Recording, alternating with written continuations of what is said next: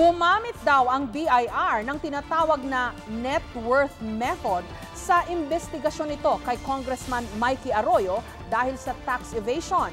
Base sa pag-aaral ng Philippine Center for Investigative Journalism o PCIJ, tried and tested na raw ang sistemang ito. Katunayan, ginamit din daw ito para habulin ng mga otoridad sa Amerika ang notorious na gangster noon na si Al Capone.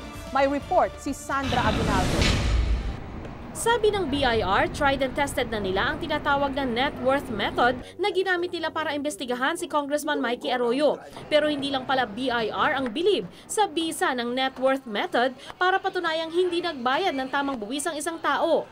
Ayon sa abogado at certified public accountant na si Benedicta Baladad, simple lang ang net worth method pero makamandag. If for example, last year, nag-declare ka ng 5 milyon, ito ang tunay kong pag-aari.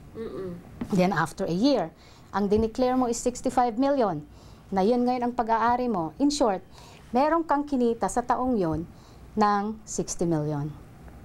Where did you get that? Saan mo kinuha yung 60 million? At ito ba ay dineklara mo sa income tax return mo? They will get the amount you paid sa income tax return mo and then they will have to compare. Aba, kung ang nasa income tax return mo lang ay kunwari 5 milyon, pero 60 million ang increase in net worth mo, anong ginawa mo sa 55 million? Halimbawa, sa kaso ni Congressman Arroyo, lumaki ang halaga ng kanyang ari-arian batay sa kanyang Statement of Assets, Liabilities and Net Worth o SALN mula 2001 hanggang 2009. Pero sabi ng BIR, hindi lahat ito ay nasama sa kanyang Income Tax Returns o ITR, lalo pat wala umano itong ITR noong 2005, 2008 at 2009. Babala ng BIR, ang simpleng hindi pagpa-file ng ITR ay labag sa batas. Ayon kay Baladad, pwede mo rin namang ipaliwanag kung bakit tumaas ang net worth mo, gaya ng kung meron kang minana o kaya'y naibentang ari-arian. Kaya lang, lahat niya nang pumasok sa iyo as income, merong trace of tax yan.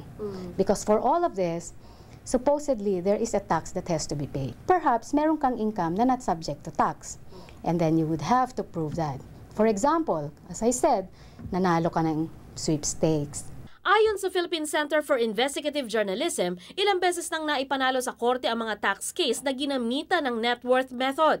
Ang kilabot na mobster sa Amerika na si Al Capone halimbawa, hindi nahuli-huli sa mga krimeng sinasabing kinasangkutan niya, pero napakulong ng US government dahil sa tax evasion. Sandra Aguinaldo, GMA News.